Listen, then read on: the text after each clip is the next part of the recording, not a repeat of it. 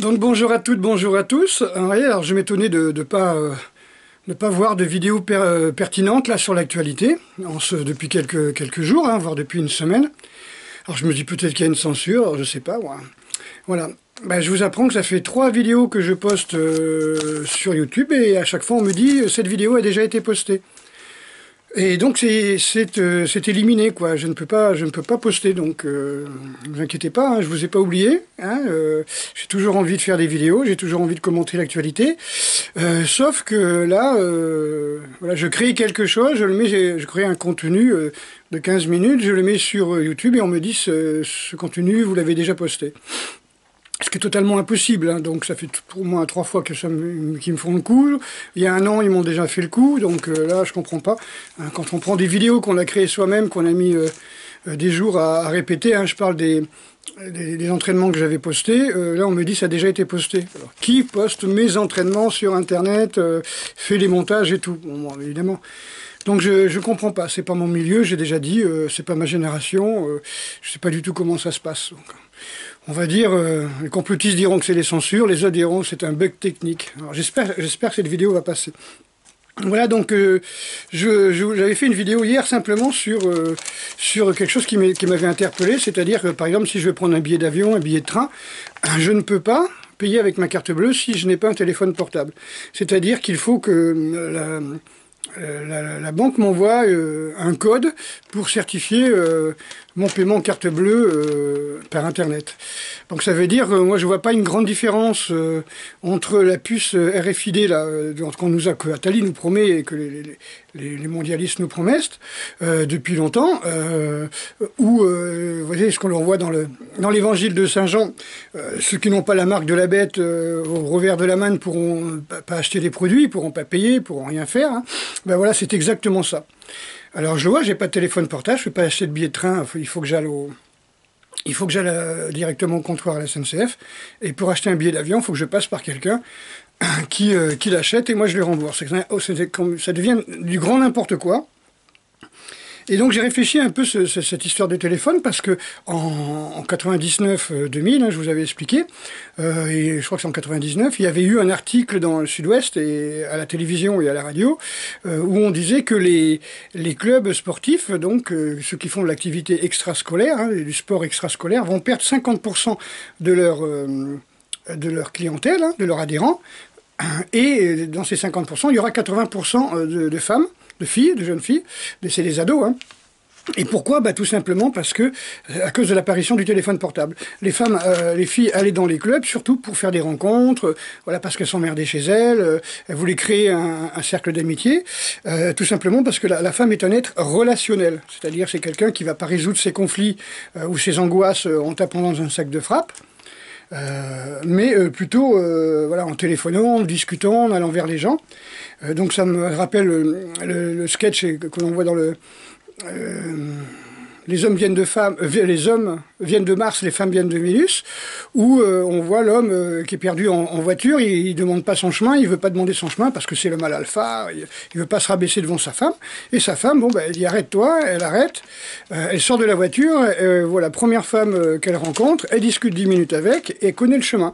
Elle connaît le chemin, elle connaît le nom des enfants de cette personne qu'elle connaissait pas 10 minutes avant, ils ont parlé un petit peu de la naissance du bébé de Kate, Middleton, je sais pas quoi là, d'accord, donc il parle un petit peu des émissions de radio, etc. Donc en fin de compte, elle s'est liée quasiment d'amitié avec une personne qu'elle ne connaissait pas parce que c'est son moyen de survie depuis qu'elle existe. Donc ce sont des femmes qui sont diplomates, qui négocient, qui sont à l'écoute, qui règlent les conflits par la discussion et par l'empathie. Et ça, le téléphone, c'est quelque chose... vous connaissez la blague de Bigard, c'est les 2 copains qui sont en train de regarder un match de foot à la télé, et puis il y en a un qui dit, tiens, toi les 5 mouches là, t'as 3 femelles et 2 mâles. Alors le gars il dit, mais comment tu peux savoir ça? Il dit, parce qu'il y en a 2 qui sont sur une bouteille de bière et les 3 sont sur le téléphone. bah, voilà, c'est une blague. Je sais pas si elle est sexiste. Hein. C'est peut-être pour ça qu'on m'a coupé les vidéos, censurées, je crois pas. Hein. Mais voilà, donc ça veut dire simplement que la femme est un être social, etc. Et donc, pourquoi cette grande mode du téléphone portable? Ben, je pense que ça fait partie du plan de féminisation des mâles, hein, qui ont commencé avec foutre du fluor dans l'eau, de l'aluminium, enfin des perturbateurs endocriniens pour perturber un petit peu les glandes, hein, les féminiser, les stériliser. Et effectivement, quand on y pense, le coût du téléphone, régler les conflits par téléphone, téléphoner pour savoir où sont les gosses toutes les 2 heures, etc., etc., c'est plutôt le principe de l'inquiétude de la mère plutôt que de l'inquiétude du père, quoi. Voilà. Voilà, c'est tout simplement, je me pose la question, un petit peu comme l'histoire des métrosexuels, hein, donc, qui ont copié la mode des homos, et les homos ont copié la mode des femmes. Un pantalon serré, voilà, chaussures pointues, tout ça. Voilà, je veux dire, des escarpins avec des chaussures pointues, enfin avec des pointes, ça on en connaît depuis que ça existe, mais voilà, des chaussures de ville pointues, avec des pantalons slim, voilà, bien maquillés avec la barbe taillée et tout ça, c'est vraiment très très très spécial, voilà, comme mode. Voilà, bah vous en pensez ce que vous voulez. Évidemment, si vous avez un téléphone portable, comme 99% de la population, vous n'allez pas être d'accord. Mais ben, c'est comme ça. Voilà, c'est mon avis. Voilà, donc, et puis donc, comme je dis, ça va vous permettre aussi d'accepter tranquillement la refill, hein, la pousse sur la peau, comme ça se passe, je sais pas si en Danemark, en Norvège, en Suède, voilà, ou dans des boîtes en Espagne, hein, depuis un petit bout de temps, depuis une dizaine d'années dans les boîtes de nuit. Et ils se font implanter des puces, hein, comme ça. C'est un acte chirurgical, mais bon, dans une boîte de nuit, bonjour l'hygiène. Voilà. Donc, voilà, je vois pas la grande différence avec un téléphone portable avec lequel, qu'il faut avoir pour pouvoir acheter, hein, pour pouvoir consommer.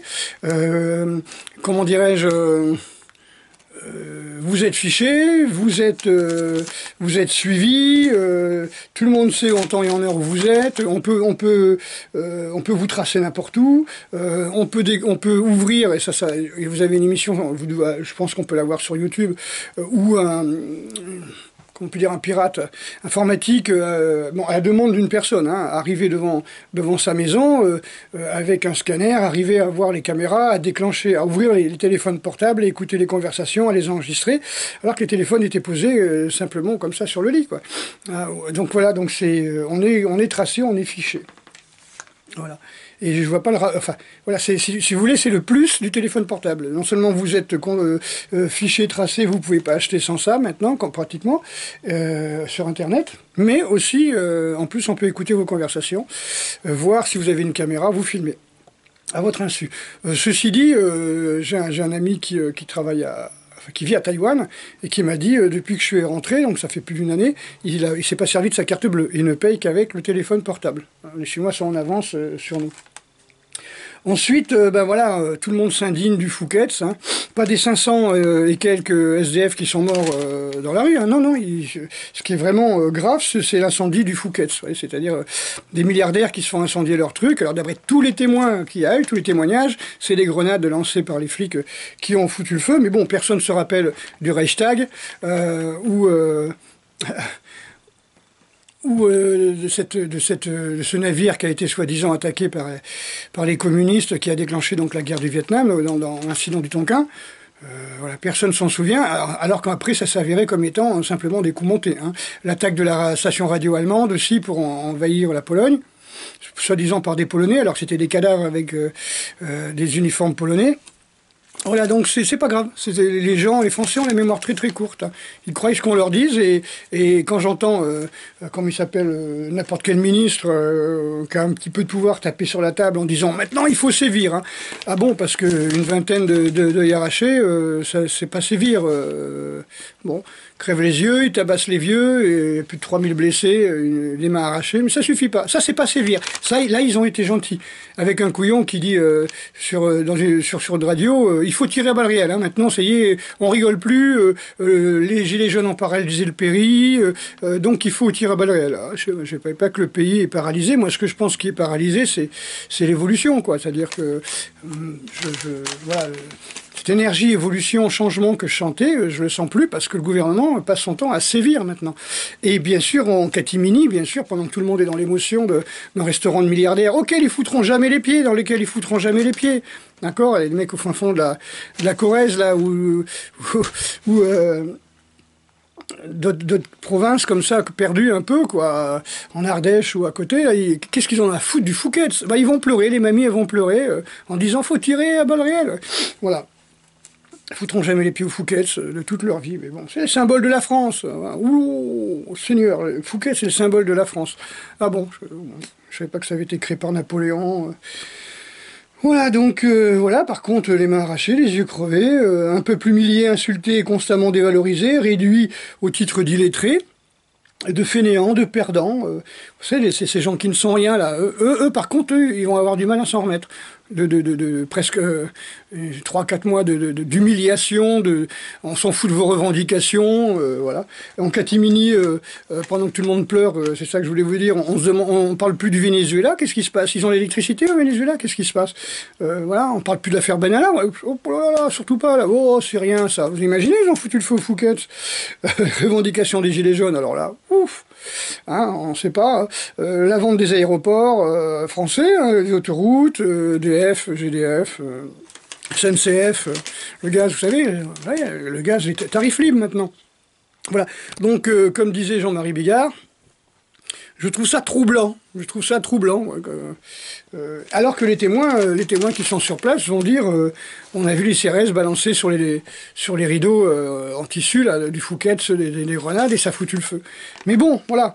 Et il y a un truc aussi qui m'a vachement étonné, c'est qu'on dit, voilà, parce que là j'ai regardé les dernières vidéos, on dit, voilà, les forces de l'ordre confisquent les casques, confisquent les lunettes de protection, confisquent les masques à gaz, ouais, bon. Ça, je pense qu'on est tous d'accord là-dessus.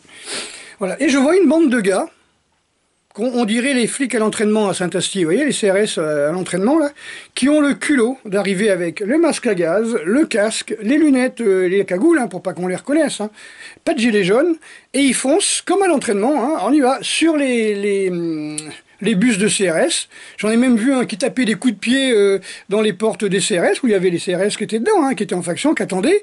Il ouvre la porte, il dit « Allez, viens !» Et vous voyez un civil faire ça? Vous voyez un civil arriver comme ça, franchir un cordon de CRS, arriver devant le camion, frapper à la porte, ouvrir la porte, et dire « Allez, viens !» Alors que vous avez une vingtaine de CRS assis là, comme ça. Personne ne ferait ça. Vous voyez, c'est uniquement parce que c'est la BAC déguisée, quoi, je veux dire, ou les mecs, des étudiants de Saint-Astier, là, qui sont en formation pour être CRS, on leur a foutu une cagoule, un masque à gaz, et dit, ah, alors tu vas faire ça et ça, comme on a fait samedi dernier à l'entraînement. Ouais, ils ont toute la semaine pour répéter. Voilà. Donc, moi, excusez-moi, mais je trouve ça troublant, hein, moi, l'incendie du Reichstag en 1933, voilà. Hein, c'était juste pour inaugurer les camps de concentration avec les communistes qui étaient contre Hitler, vous voyez. Donc j'y crois pas. Voilà. Alors après bon, j'ai un truc que j'aime bien vous rappeler aussi, parce que voilà, c'est quelque chose qui m'a beaucoup apporté de comprendre ça. J'ai fait beaucoup d'études, évidemment, comme je vous ai dit, sur tout ce qui est l'Antiquité. Et à un moment, je me suis vraiment demandé, mais pourquoi les Français sont si râleurs? C'est un petit peu le symbole. Vous allez dans un avion, vous avez des Japonais, vous avez des Coréens, enfin moi je le vois quand je vais au Japon, hein. Dès qu'on entend gueuler, dès que les gens sont pas contents, dès que ça sonne pour appeler l'hôtesse de l'air, c'est les Français. Vous voyez, il y a par exemple l'avion d'école, il y a un film qui commençait juste, hein, depuis quelques secondes, hop, coupure de courant, paf, le mec derrière, appelez-moi l'hôtesse, voilà. Et il est pas content parce qu'il a coupé, voilà, il y a rien qui s'est passé, là. Ça fait 2 minutes qu'on est en l'air, quoi. Donc, voilà. Le mec il met un film, j'ai coupure dans le film, il faut qu'il recommence le film, le mec il gueule. Il gueule et puis il est pas content, hein. Donc voilà, ça c'est un Français. Voilà. Alors pourquoi? Alors déjà, il y avait une situation géographique. Une situation géographique qui est que la France est un cul-de-sac. Après, il y a la mer, si vous n'avez pas de bateau, vous ne pouvez pas partir. Donc c'est un cul-de-sac. Donc ça veut dire que les Anglais qui sont pas contents, hein, les Celtes anglais, hop, ils viennent en France, hein, ils vont en Armorique, hein, tous ces Bretons, hein, les Bretons c'était au départ les Anglais, on appelait ça le peuple breton, hein, hop, ils viennent en en Armorique, donc en Bretagne. Les Hispaniques, là, les Ibères, ils sont pas contents, ils franchissent les Pyrénées et ils s'installent dans cette région. Les Belges, les Italiens, les Allemands qui sont pas contents, hop, ils franchissent la frontière. Et donc ça fait un peuple de pas contents. Vous voyez, ça fait un peuple de pas contents. Alors on a essayé de se débarrasser des gens qui sont pas contents au XVIIe siècle, en les envoyant dans les Amériques. Hein. On a ouvert les bordels, on a ouvert les bagnes, les prisons, et tous les dissidents, tous ceux qui étaient pas contents, on les a envoyés là-bas. On a envoyé nos déchets dans les Amériques. Bon. Ils ont fait ce qu'ils savaient faire, ils ont tué 35 millions d'Indiens, ils les ont rendus alcooliques, ils leur ont filé des couvertures pleines de vérole, de variole, ils les ont tués par la vérole déjà au départ. Voilà, donc ils ont fait ce que font des gens pas contents, des gens en colère. Alors, déjà ça c'est le côté géographique. Après il y a le côté culturel. Vous voyez, donc je prends le français de souche blanc pour faire mon étude, parce que ça marche pas forcément après dans les immigrés. Bon, les nouveaux français, on peut dire. Donc, le français de souche, il a un ADN qui est celte, d'accord ? Il est celte, celte nordique, on va dire. Ça, c'est son ADN. Clovis, il venait d'Allemagne, donc voilà. Donc, par exemple, Charlemagne aussi. Donc c'était ou des Francs, ou des Saxons. Bon, la Saxe, c'est une province allemande. La Francie, c'était allemand au départ. Voilà.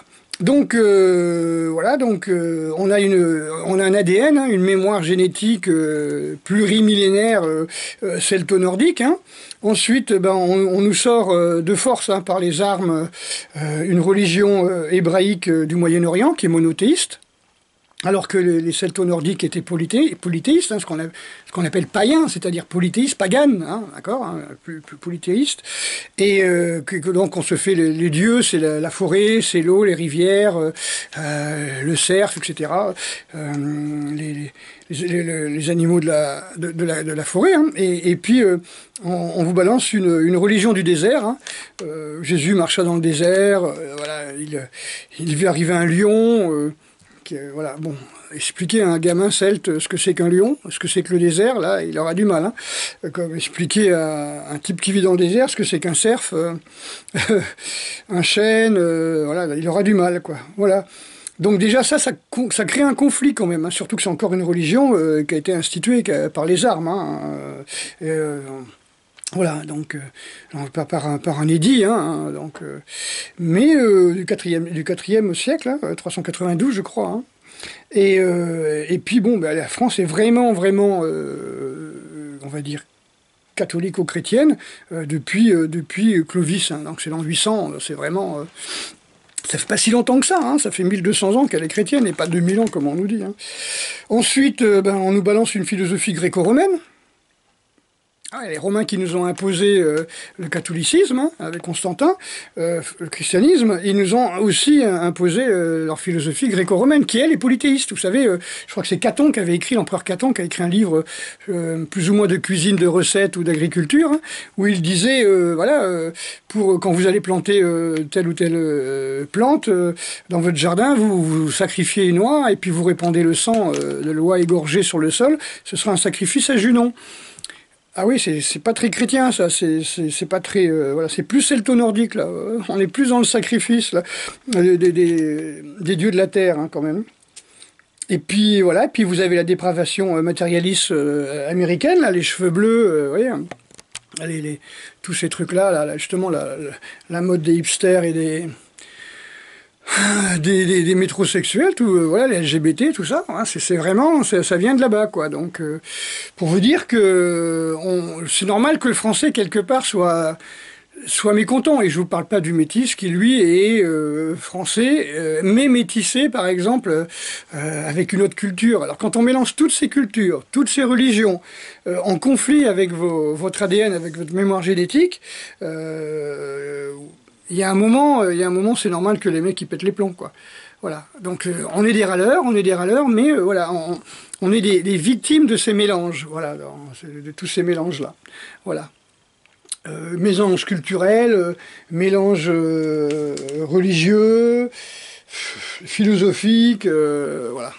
Ok. Donc je vous dis à bientôt, et puis voilà, je pense que c'est tout ce que je voulais vous dire. J'espère que cette vidéo va passer. Voilà, donc comme je disais dans les dernières vidéos, il n'y a pas grand-chose qui change en France, si ce n'est qu'on nous entube de plus en plus, on augmente les taxes, on crée des événements à la Reichstag, à l'incendie du Reichstag, là c'est l'incendie du Fouquet, ça veut tout dire, quoi. On a repris les méthodes nazies tout à fait... bientôt il y aura des morts qu'on va trouver avec un uniforme, enfin bref. Voilà, ok, allez, à bientôt.